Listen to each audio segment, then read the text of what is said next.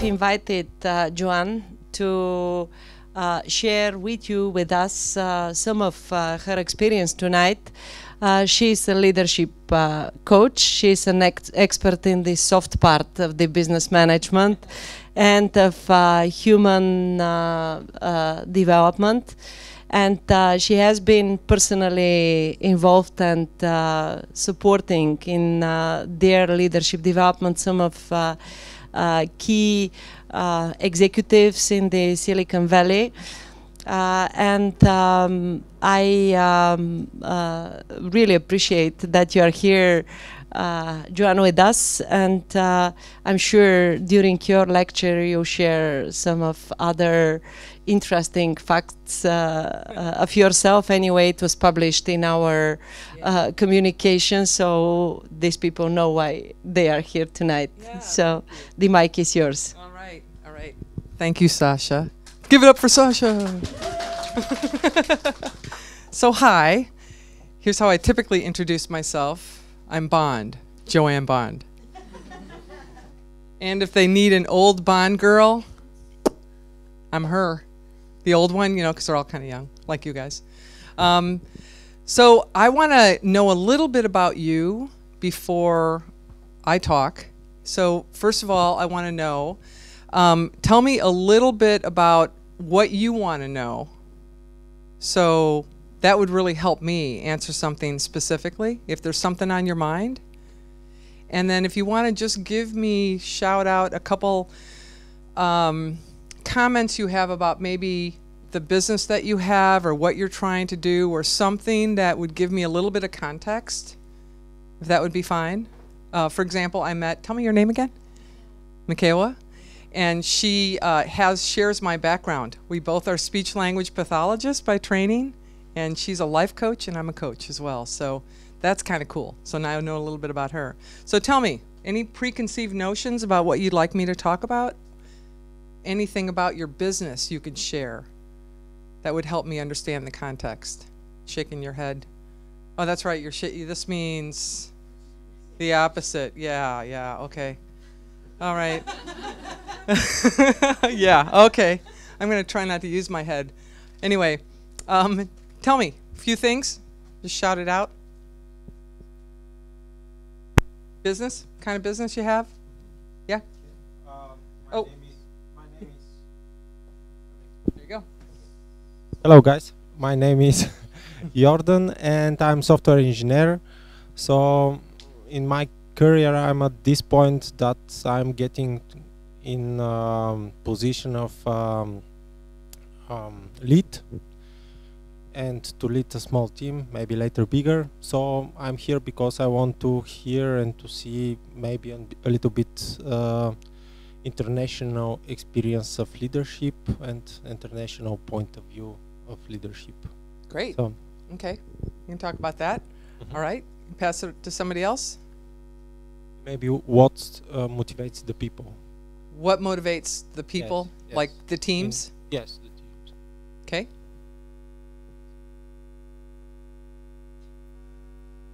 Nobody? You're not going to give me more context? Please, just a little bit.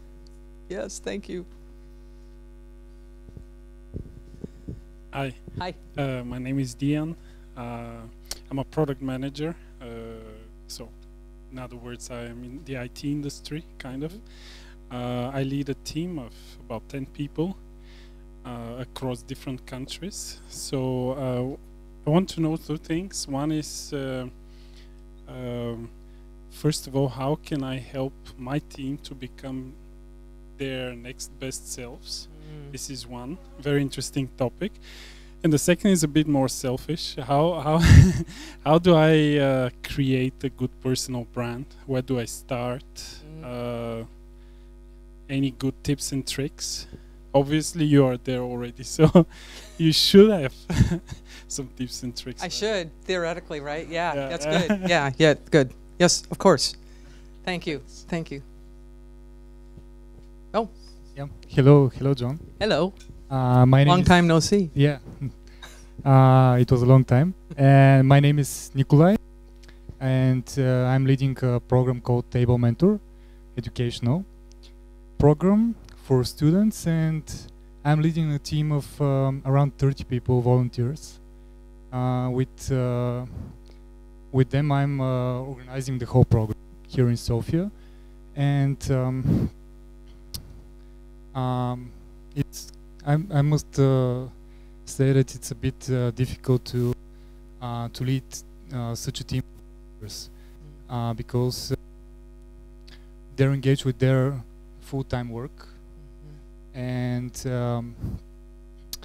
for me, the question I'd like to answer from you, probably, and is what's the type of leadership probably suits fine in my role?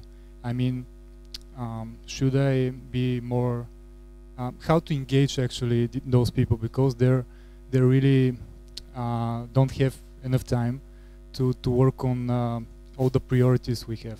So this is something really it's really interesting for me. Okay. Yeah.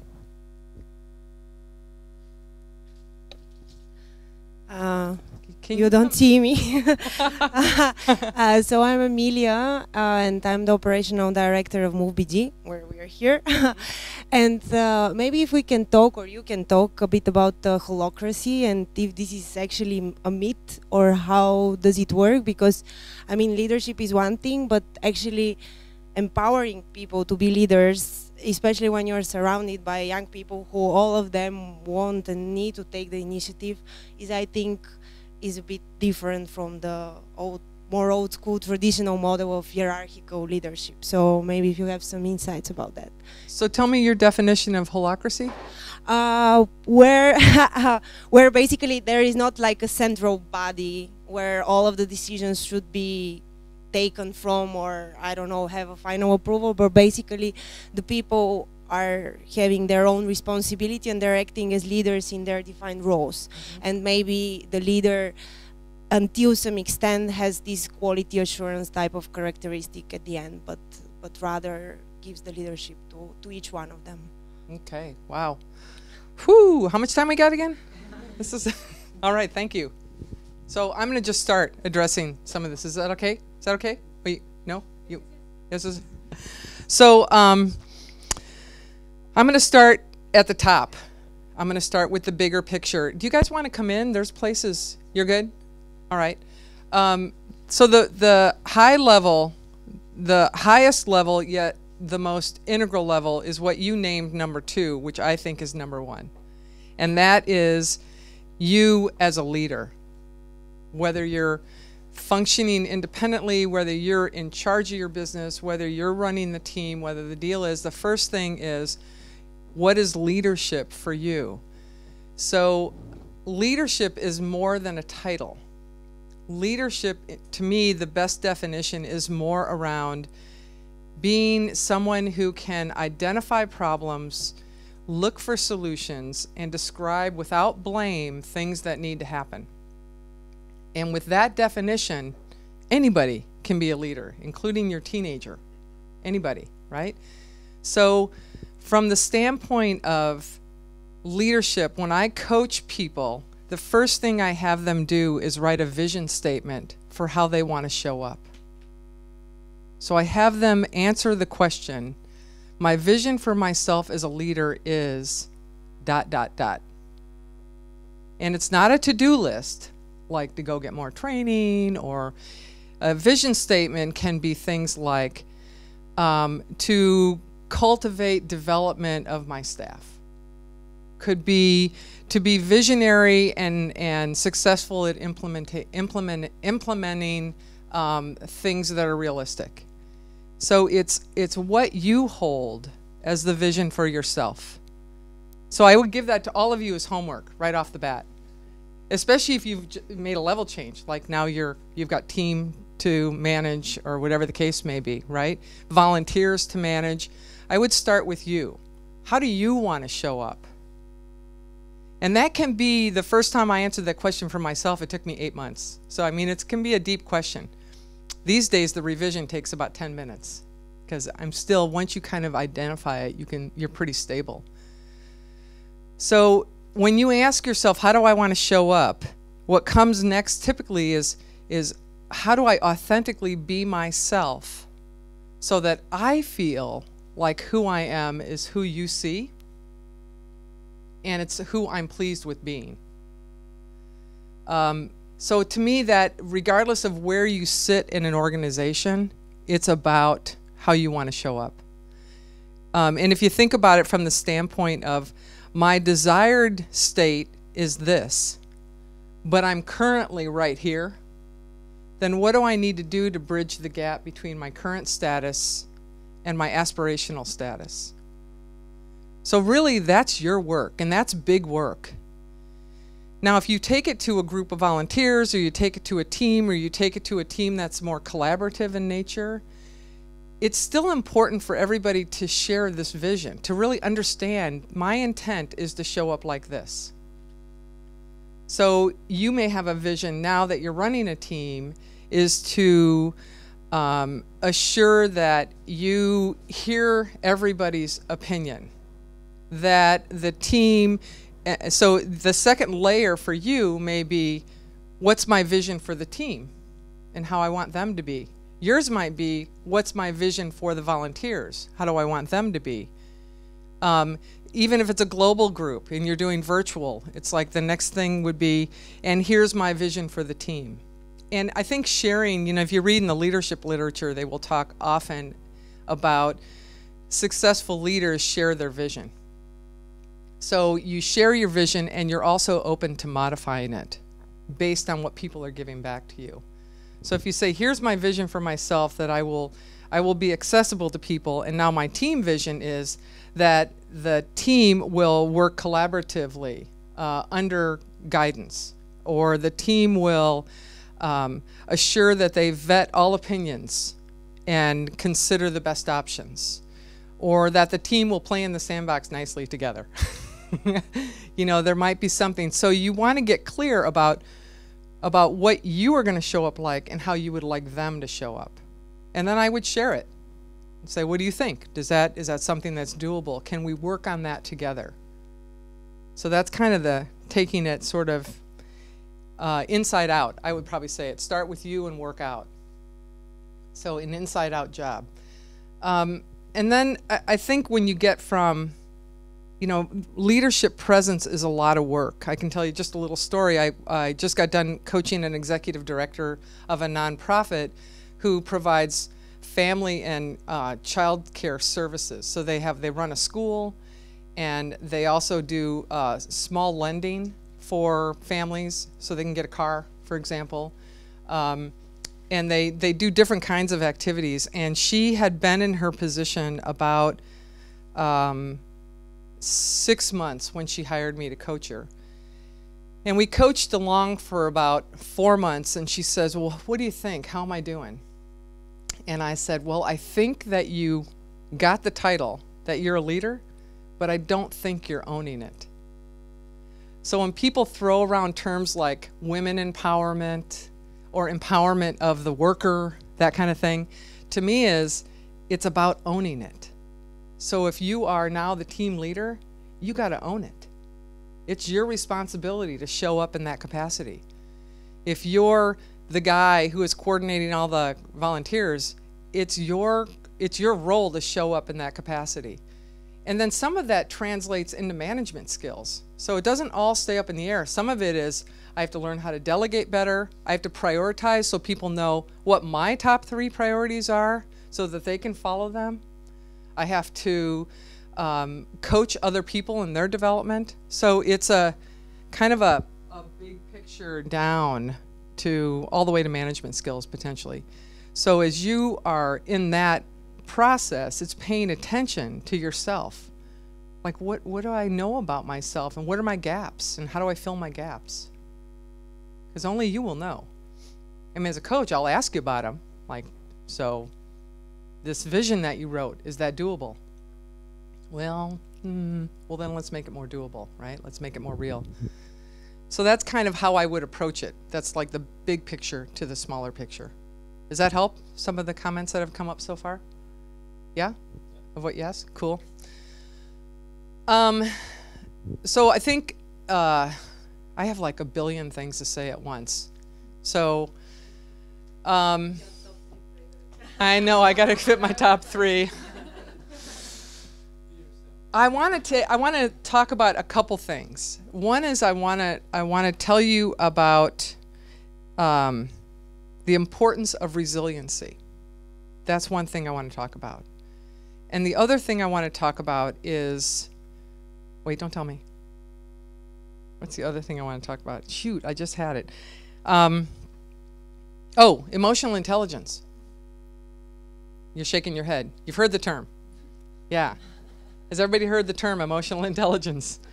So just to level the playing field, it's the ability, it's the emotional intelligence is the understanding of yourself, self-knowledge, self-management, relationship knowledge and relationship management, especially under stress.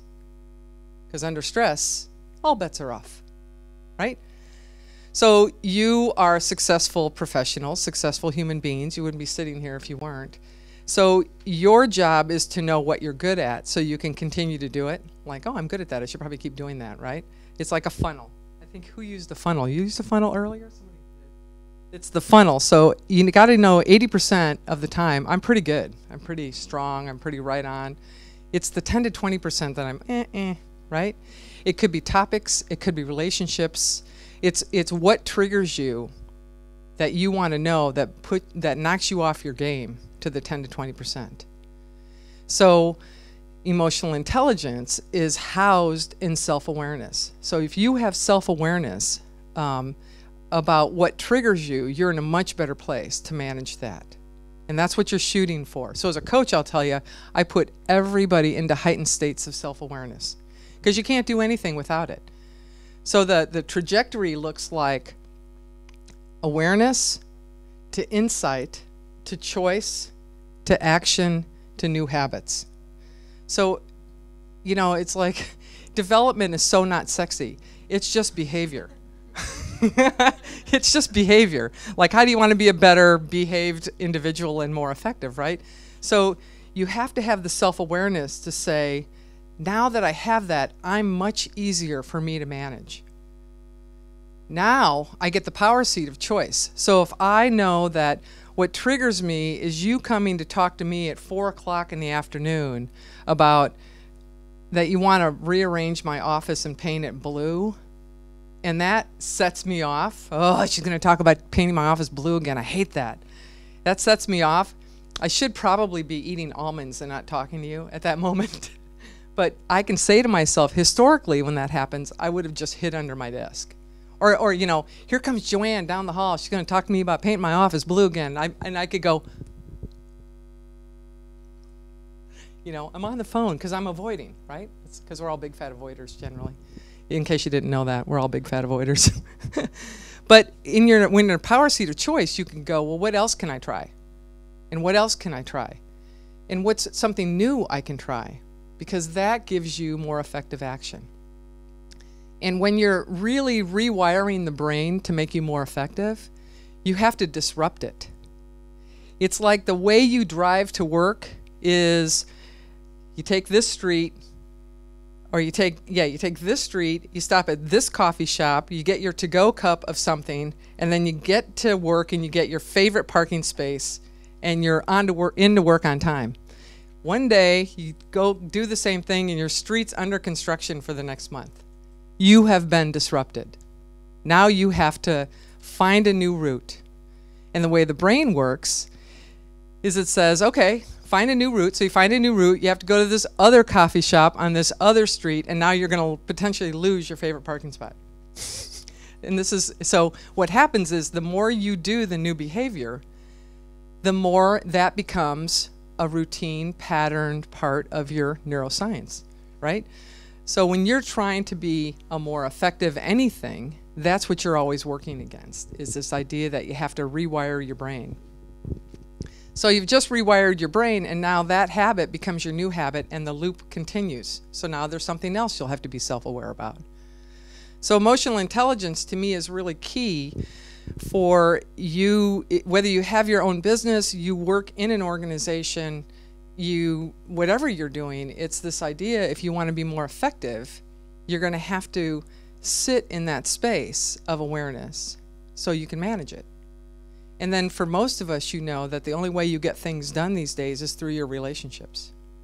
At work, I mean, if you could sit at work and do it yourself, you would have done that. You would have figured that out. But it doesn't work like that, right? Damn, it doesn't work like that.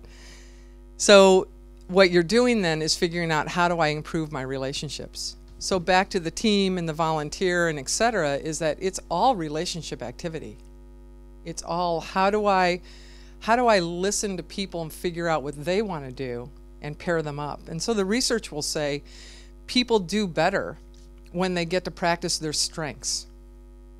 So if you have me trying to speak Bulgarian to you here, I would be completely bummed out.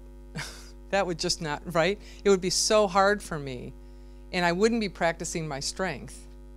And that's, I think, what you have to pay attention to when you have people that you're looking at, how do we work together more effectively?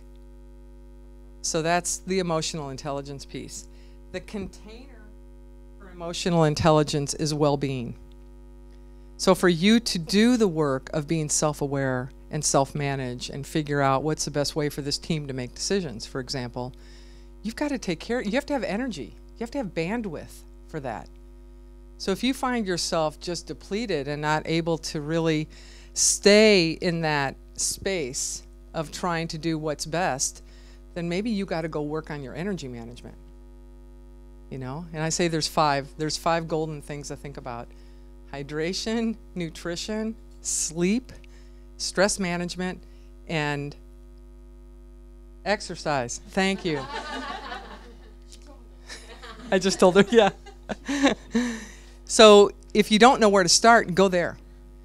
From an emotional intelligence research standpoint, what they found about the role of well-being, so there are certain emotional intelligence factors that influence happiness, and some that happiness influences emotional intelligence. And believe it or not, we are now interested that people at work are happy. I don't know about you guys, this is kind of new news in general. We used to be like, it's not my problem if you're happy at work or not, right? So Sean Aker did some work, The Happiness Advantage. His research is out. He's got a funny TED Talk too, by the way. And that talks about happy people are more productive. Whereas before we used to think if you're more productive, you're going to be happy. So it's flipped, right? So we do care now if you're happy or not in the work environment. So in emotional intelligence, there are 4 things that talk about being the driver of well-being. And that's interpersonal relationships, optimism, self-regard, and self-actualization. So interpersonal relationships, optimism, self-regard, and self-actualization. So you know what interpersonal relationships are, right? Optimism is really a resiliency tool. It's believing that this too shall pass, that we'll make it through this, right? Self-regard is confidence. Confidence is huge. When people have new positions, they often go through a drop in their confidence. And what's interesting about it that I like to help sort out with people is you wouldn't have gotten the new position if somebody didn't believe that you were capable. So you don't have to take your whole self-confidence down into the rabbit hole. You can say, I just don't know how to do this new job yet. And keep your self-confidence intact. It's a big one. If any of you are coaching, mentoring, or developing somebody else, you got to keep their self-confidence up so you can get the upward spiral, because the reality is if you decide to grow and change and get better, you're going to fail. It's a failure exercise. I don't know if anybody told you that before. But getting better at something means you're going to fail along the way. Now, if you've seen any of Brene Brown's work on vulnerability, she talks about, you know, you do things, you fail, you have to get up, keep going, fail. I mean, that's just kind of life. And we learn a lot from our failures.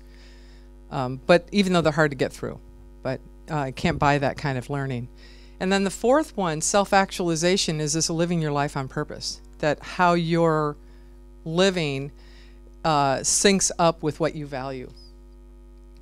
Where I see people leave positions, for example, is that their values don't mesh with the organization that they're in. Where they leave relationships is their values don't mesh.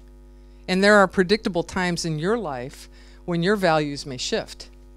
Quarter life crisis, 25 to 35, heard that term? Yeah? Anybody here in quarter life crisis? Yeah? You don't have to tell us. And then there's midlife crisis that we're all very well schooled in.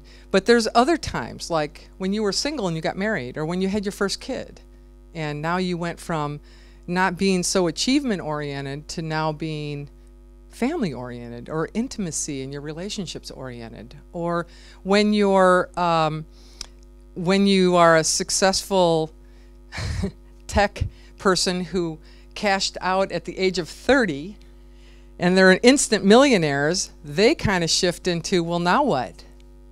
What do I do with that money? Maybe I want to be socially conscious and I want to get into give back or contribution. So there are times in your life where your values will shift. And when they do, it typically means it can be a simple mini transition to something that fits a little bit better, like a new relationship or a new job or a new car. I don't know, whatever floats your boat. You know, it's this idea that you're going to try whatever it is to get your mojo back, to get your energy back. But there are certain times when it requires a deeper dive because your identity has changed. And that can happen, and you'll kind of know when that's happening when you try all the mini transitions and it's not doing the job. So a guy I coached who was in a bank, he was a VP in a bank, and he worked in the back house. So he did financial analysis, he did back house work. And he and I coached, and he said, you know, I like the company, I like my work, but it's not quite it. So he went to the front of the house, which means that he was selling banking products. So he got his energy back around that. A couple months later, he calls me, he goes, that's not the whole thing. He goes, that achievement drive to be good at work is not the whole thing. And what he found is his values has shifted. So he did a deeper dive. He goes, I'm not into personal mastery like I was. Now I want to give back. So what he does now is he sits on the board of a youth arts council. And now he feels like he's created that next life chapter. So it's paying attention to that helps kind of navigate your pathway around where you want to be or who you want to be. So that's like my soapbox platforms. That's what I talk to people about. I also am certified in emotional intelligence assessment, so I use that as a tool often with people. So, am I answering questions? What do you got? What else you want to know? Yeah. Can you pass a mic over to them, please? Oh, thank you. Does it work? Yeah. Can you tell us what's the process that you use in order to self-monitor, maybe not to self-assess because you need a coach or something, right. But how often do you do it? How you do it? What are the tools? What are the instruments in order to follow this progress? Because sometimes you feel irritated and you don't realize that actually maybe something has changed in your life, like right. your basic values, and you figure it out through quarreling with your family from sometimes. So it's yeah. Like you figure yourself out. So how can we avoid this and just be proactive in monitoring yourself? Oh, this is a really great question. So here's a tool I like to teach. It's called Climate Check. So here's what you do. You, like right now, here's how you do the climate check. Okay, right now, say to yourself, what is the emotion that you are experiencing?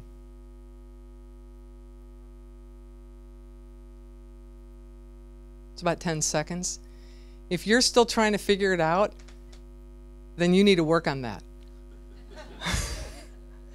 And my advice is go to the internet and download 100 words that are emotion adjectives. And every day, 5 times a day, do a climate check. You're going into a meeting, climate check. You come out of a meeting, climate check. You're just about to go in the house at night after working all day, climate check. You wake up in the morning, climate check. I swear to God, you got to. So for those of you who already know, you want to broaden and deepen your emotion vocabulary. And then the bonus question is, why do I feel that way? Right? So if you're aggravated, well, why am I aggravated? Well, because, you know, my family. Right? Now your brain has something to work on. So what happens, the neuroscience 101 on this is that if you get, when we get, you know, the whole fight or flight response that we get, you know, the lion is chasing us kind of thing. Well, the brain doesn't distinguish around what your stress is caused from. It just knows that you're having a response. So in the midbrain, there's a little space there called the amygdala. And the amygdala is firing before your prefrontal cortex, which is executive functioning and problem solving, can even make sense of it. So what you're trying to do is grab hold of this. So you know when you walk into a room, you walk into a meeting, and you're like, uh-oh. And you don't even know why, right? Yeah, that's happened, right? We call it picking up the vibe or whatever. Or you go to a party, and you walk in the room, and you're like, oh, this is going to be a good party. And you don't even know why either, right? So if you can name the emotion, because the prefrontal cortex is language-based, language and cognition are linked, and you say, oh, I'm aggravated, your prefrontal cortex can go, oh, aggravated? I know how to solve that problem. So you have now just unhooked that automatic response. If you find yourself even more hooked in and need more stress management, there's a couple other things I would do. If you're standing, sit. If you're sitting, stand, if you can. So somebody said something to you and you just got triggered. If you can't, just tap your finger on your thigh. What you're trying to do is to break up the somatic response, this automatic response you have to that trigger, right? So break that up and buy yourself 10 seconds to get back in your body. Or then you can say something like, let's say, what's your name? Sophia. So let's say Sophia said something to me about painting my office blue again. God, I wish you couldn't bring that. So she says this to me and I get hooked and I go, so first of all, you have to exhale, because usually when you're under stress, you go, right? So, and then I start tapping and I go, well, that's interesting.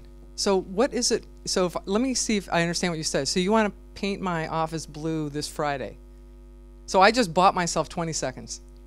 So that's what I would do. That's the climate checking. That's the tool. Just expand your self-awareness. It's a great tool. Yeah. Does that help? Cool. Other comments, questions? Hi. So it's Hi. long time no see. So I was wondering, when you have a team and you're building a team, how do you work with the emotional intelligence of the team? Not by the individuals, by the team. So emotionally intelligent teams that have teams that have emotionally intelligent managers are much happier, first of all. So work on yourself. Again, I'm back to start with you. It starts with you. Do your work. One of the things to keep in mind is that when the needs of the individual are met in the team functions much better. So when you think about the teams that you're on, if you know each other really well and you can talk about that with each other, like if I say, oh, I'll take notes this time, and Sophia says to me, your handwriting is awful, you aren't taking notes. You know, then you kind of get that camaraderie and that openness among the team, right? So it's a matter of how do you go through the team development. So here's another big principle I'll give you. I'm going to go high up again for a second. Coaching leadership style. So there are many styles of leading. There's directing, that's telling people what to do, authority, right? There's affiliative leadership, which means that you're going to be the kind of person who's going to get everybody together. right? That's your role. There's democratic leadership where you walk down, get out of your desk, walk down the hall, and you ask 3 people what they think about something, right? Visionary leadership, here's my vision for how I think it ought to go. There's innovative leadership where you're pretty much doing a lot to generate ideas, right? And so there's a lot of styles, and the point is that you should have a broad tool belt of available styles to you. You shouldn't, everybody has a preference, one that they'll lead with, but you should have a broad one.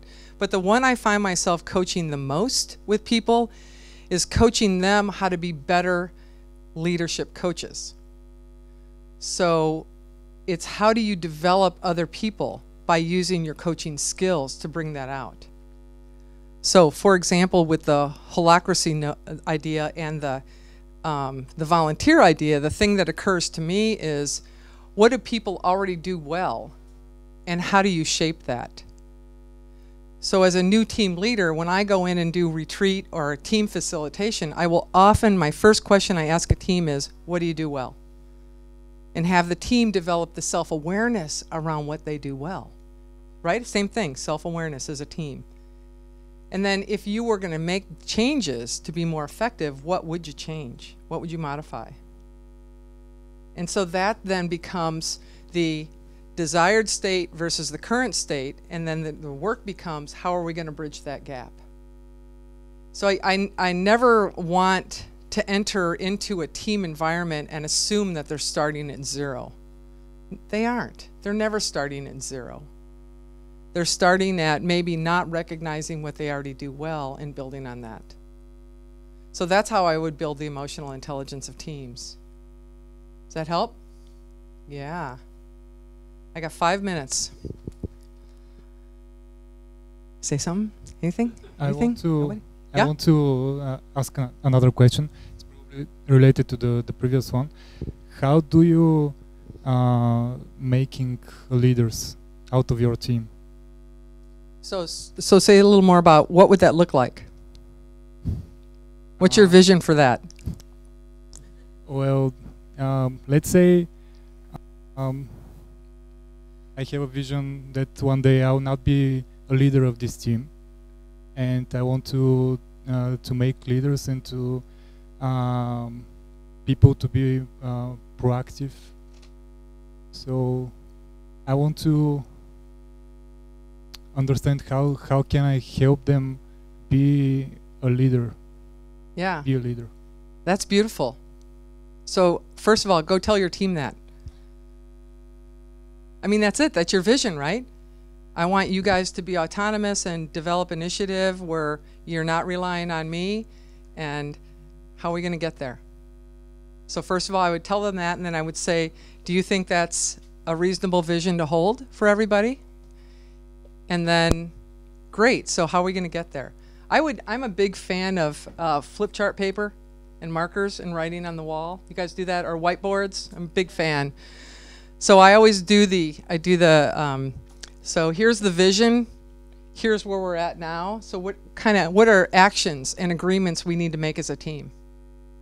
And some of them will surprise you, like, okay, we have to quit gossiping about each other, right? Or we have to quit seeking permission and start begging forgiveness for decisions that we make.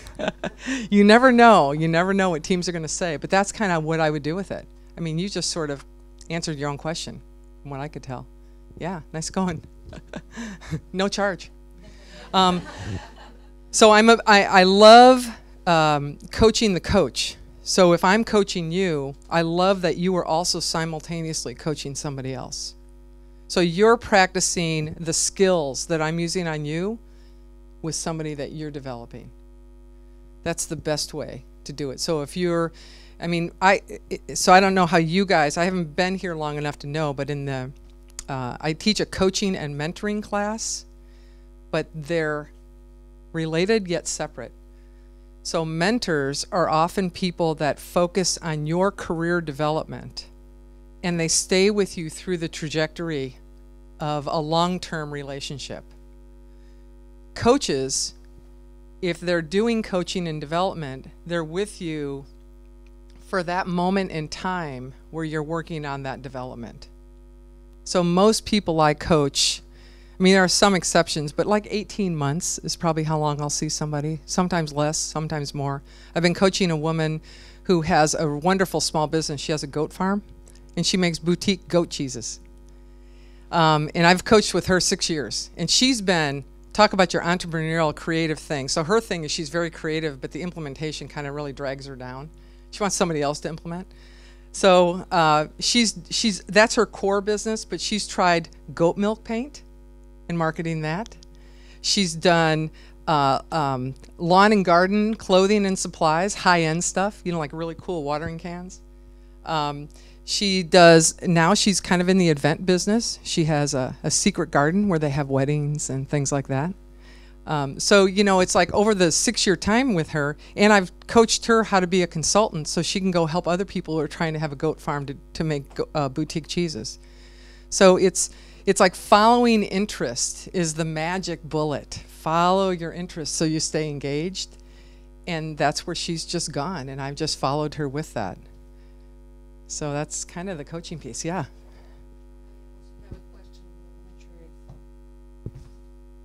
A minute?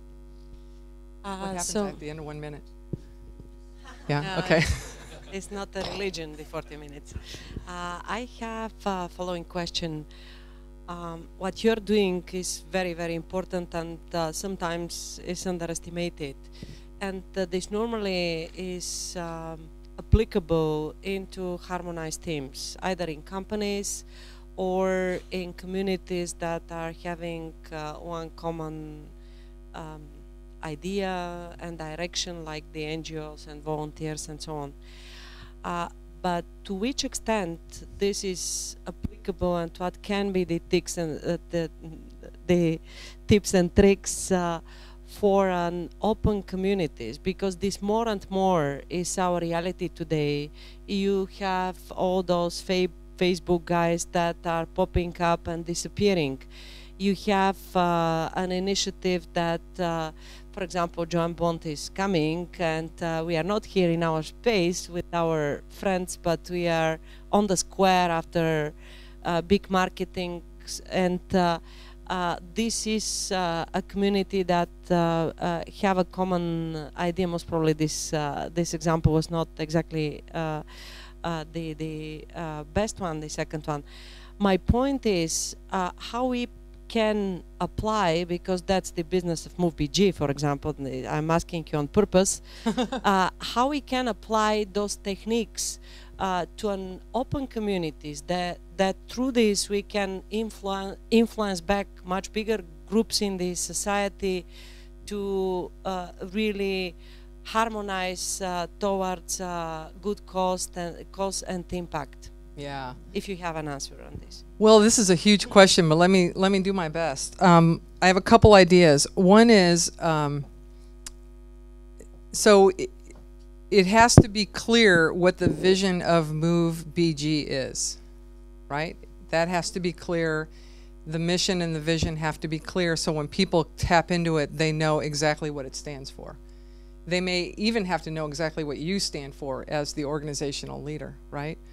The thing that you're always hoping to do, whether it's engagement in a 9-to-5 job that you do 40 hours a week, or if it's in running your own business as an entrepreneur, is that, or whether you're online, is that you're always appealing to somebody's values. And it's a very personal thing. If we went around this room and said, what do you value most? You would all have different answers. They might overlap, but your values are yours. And those values, in turn, become what motivates you to action. So to me, because of the nature of virtual space is so unknown about what really happens, right? You're just hoping for the hook of somebody identifying with your value because it resonates with them. That's really your best outcome. And I think that's how followership is an assumption you can potentially make about followership, is that, well, Joanne must believe in what we do because she just said she's going to follow us. And beyond that, it's much tougher. But I think it's also having clarity in your message. And that, to me, is whether you're in front of your team, whether you're in your business representing yourself, the brand of you, representing yourself, or you're online. So that's kind of my high-level viewpoint on that. Is that helpful? Yeah? That's a nice answer. She says, yeah. Yeah. So I don't have the panacea, but I definitely go back to the bigger concepts. Yeah? Well, I guess we're out of time. Thank you. You were very nice to listen to me. So thanks for that.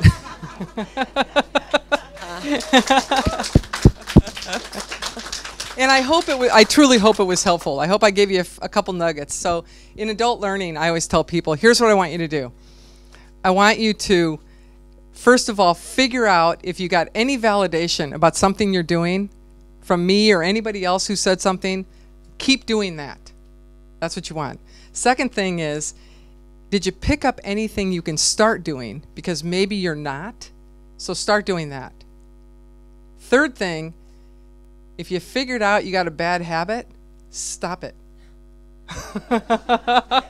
That's adult learning. It's keep, start, stop. So hopefully you walk out with a kind of a nugget in one or all of those categories that gives you a place to go next.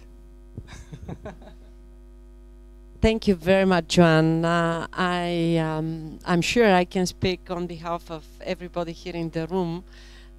You really stimulated these young leaders to think on driving even bigger causes and themes and achieve together with their team or their teams to be much bigger goals, self-identifying them as leaders with vision. And I'm sure that there are more insights that people want to share with you or with Larry and Maggie and between themselves, and this will happen on a glass of wine. We'll be happy to have you all on the first floor, close to the bar, and to have the second drink, because we had already one. And Joanne, thank you very much for being with us. Thank you.